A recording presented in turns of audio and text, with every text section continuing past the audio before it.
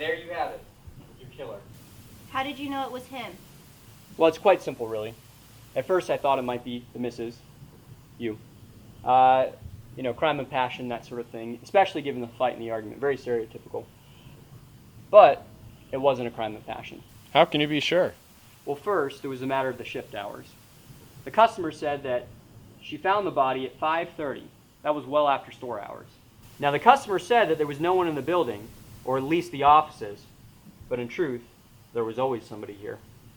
So there must have been somebody in the building. It wasn't the warehouse manager, you.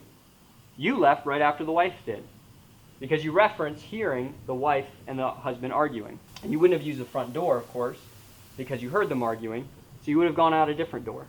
And the wife, she said when she left the building that there was nobody in the parking lot except for one car. Now the janitor claims that he didn't see anybody in the building, but that would be impossible because he claims to have heard the manager and the wife fighting. So that means that he must have been in the building. So? That doesn't mean anything. It just means I was confused on the facts. And then there's the matter of the software.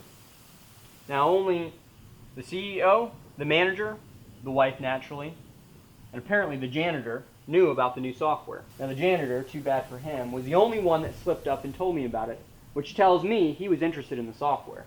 If the new product was truly going to revolutionize the industry, maybe he wanted a piece of it. The wife, she had no reason to steal it, nor did she have access to the room. And the warehouse manager, you didn't have a key either, nor did you know anything about the product. No. It was the janitor who knew all along. He was the one that overheard the CEO and the manager arguing about the software. This case was all a matter of timing. The janitor wished to steal the product between closing hour and the time when the product was going to be revealed. Still, it doesn't mean anything. It just means I overheard a conversation. I was in the building. This is bogus. I want my lawyer.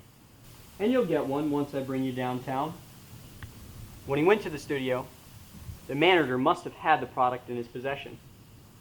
When he heard the confrontation, the wife shortly left after. The manager then stepped out to chase after her. That's when the janitor decided to make his move. He thought he would steal the product right out from under the manager's nose. But before he could get away, the janitor was caught in the act. So what did he do? He hit the manager over the head with a roll of sticky flock, and he fled. Now the camera would have caught him leaving the front door, but just then, the customer was coming in. So the janitor went out the back door, which is why the cameras never caught him on tape. So he ran to the warehouse, threw the roll of sticky flock on the table, just pretended to be doing his job. He wasn't on the schedule, and the cameras wouldn't have picked him up because besides the front camera, the rest weren't working for some time.